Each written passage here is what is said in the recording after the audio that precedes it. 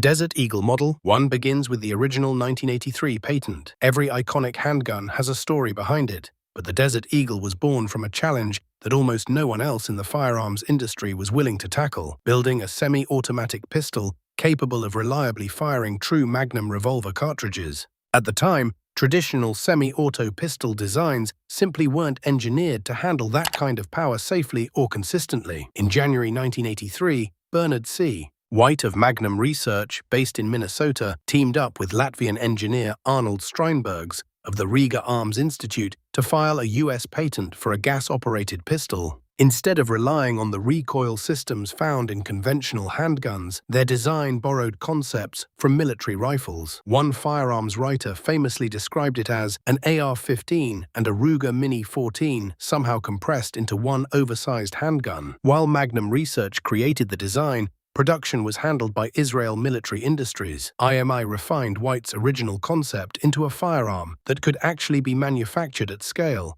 and introduced the first Mark I Desert Eagles in 1983. The pistol debuted chambered in .357 Magnum, with a .44 Magnum version following in 1986. The project itself had been years in the making. Development reportedly began in the late 1970s after repeated attempts to solve the same engineering problem: how to build a semi-automatic pistol that could reliably cycle powerful Magnum ammunition. Conventional blowback and short recoil systems simply couldn't manage those cartridges with the durability and reliability engineers were aiming for. Every Desert Eagle sold in the United States during those early years was manufactured in Israel. That means the pistol's famous name wasn't just marketing. It genuinely reflected its country of origin for more than a decade before any American production began. Desert Eagle Model 2 introduced the feature that made the pistol unlike almost anything else on the market: its gas-operated action. Most semi-automatic pistols, from the classic 1911 to today's Glock, operate using either a straight blowback design or a short recoil system where the barrel briefly locks and tilts with the slide before unlocking.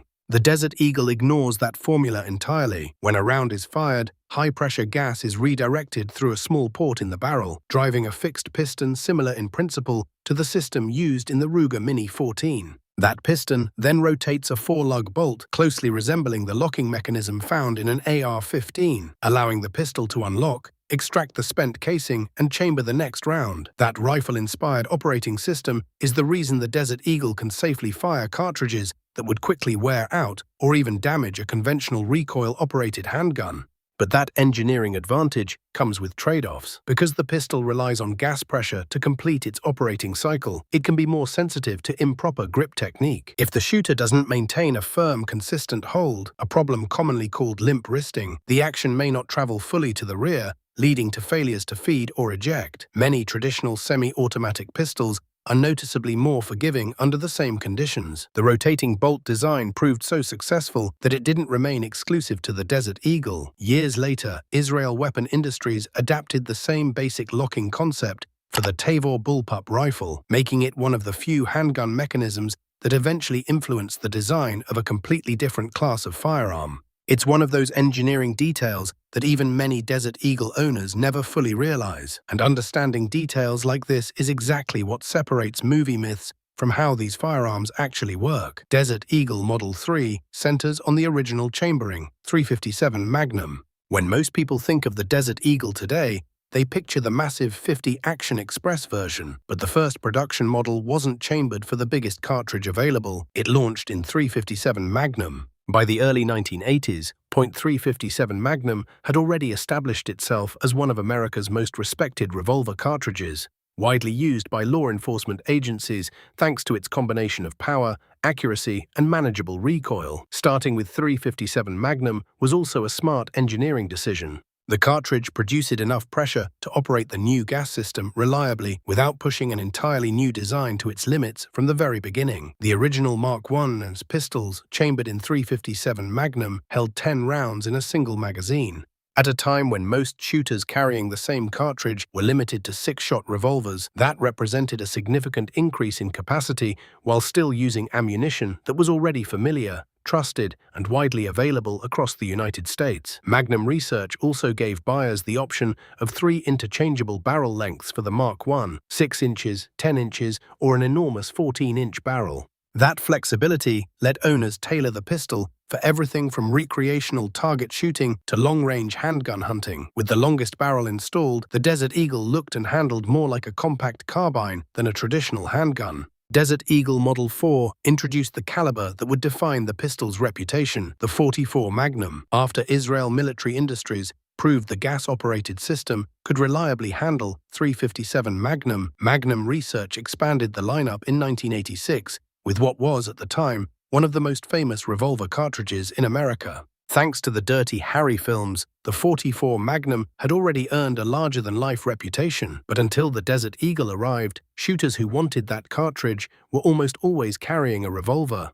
A magazine-fed semi-automatic chambered in .44 Magnum was something entirely new. Instead of the traditional 6-round cylinder, the Desert Eagle held 8 rounds in its detachable magazine, offering greater capacity while delivering the same hard-hitting cartridge. This version also became the face of the Desert Eagle in popular culture. Throughout the 1990s, it appeared in countless action movies, television shows, and video games. Directors loved it because its oversized profile, dramatic muzzle blast, and unmistakable sound made it far more visually striking on screen than another conventional revolver. An unloaded .44 Magnum Desert Eagle weighs roughly 4.2 pounds, making it noticeably heavier than the original .357 model. Much of that extra weight comes from the reinforced frame and slide required to safely manage the increased power of the cartridge while using the same gas-operated action. Desert Eagle Model 5 pushed the platform even further with the introduction of the .50 Action Express.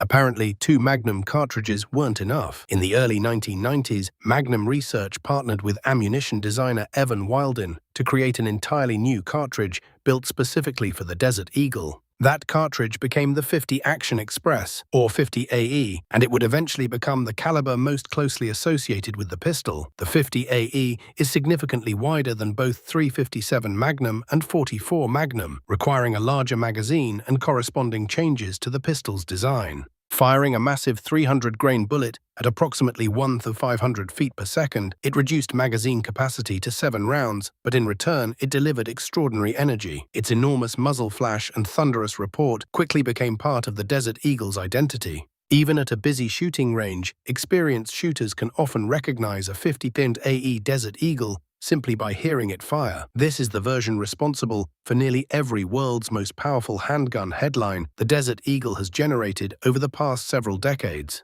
Even people with little interest in firearms usually picture the .50 AE model the moment they hear the name Desert Eagle. Desert Eagle Model 6 is the Mark XIX, the version that remains in production today. The original Mark I eventually evolved into the improved Mark VII, and both were ultimately replaced by the Mark XIX, which has become the longest-running production version of the pistol. Weighing approximately 4.4 pounds unloaded, the Mark XIX is the heaviest of the major production models. It introduced an integrated accessory rail for mounting lights or lasers, and modern versions feature barrels cut to accept today's popular red dot optics. Those updates helped bring a design rooted in the 1980s into the era of modern handgun accessories without changing its core operating system. The pistol's manufacturing history is almost as interesting as its engineering. The earliest Desert Eagles were built by Israel Military Industries through 1995. Production then moved briefly to Saco Defense in Maine before returning to Israel in 1998 under the newly renamed Israel Weapon Industries. Finally, in 2009, manufacturing moved permanently to Magnum Research's facility in Pillager, Minnesota.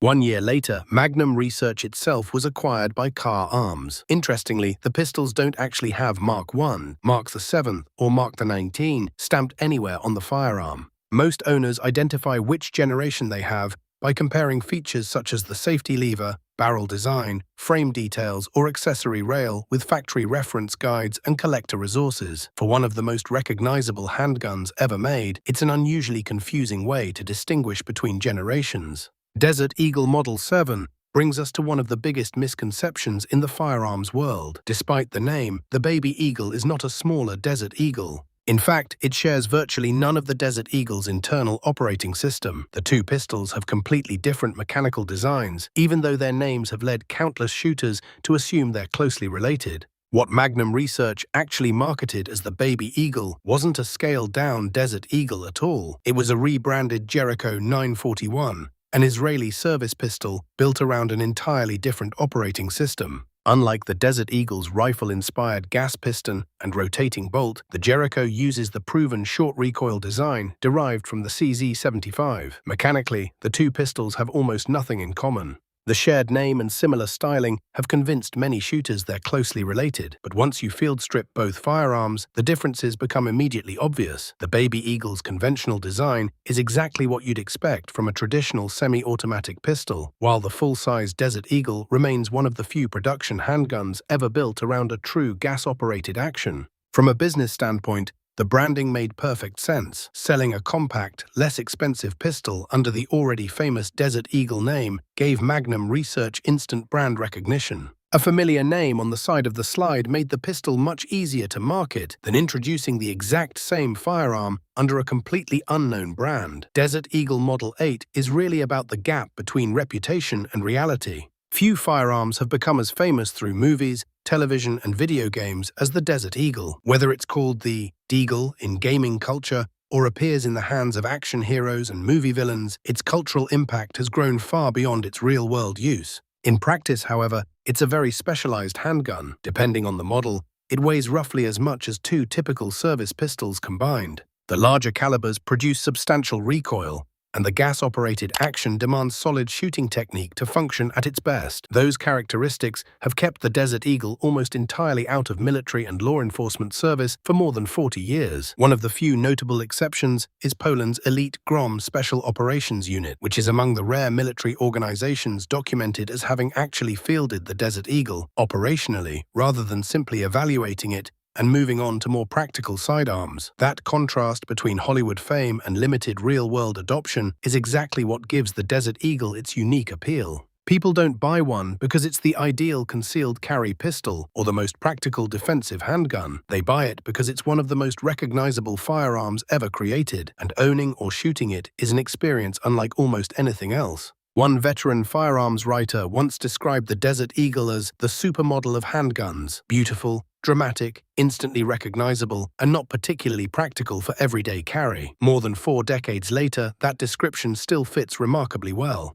The Desert Eagle has earned its legendary status not because it became the world's standard sidearm, but because it became an icon, one that people continue to admire, collect, and shoot simply for the experience of owning one of the most famous handguns ever made.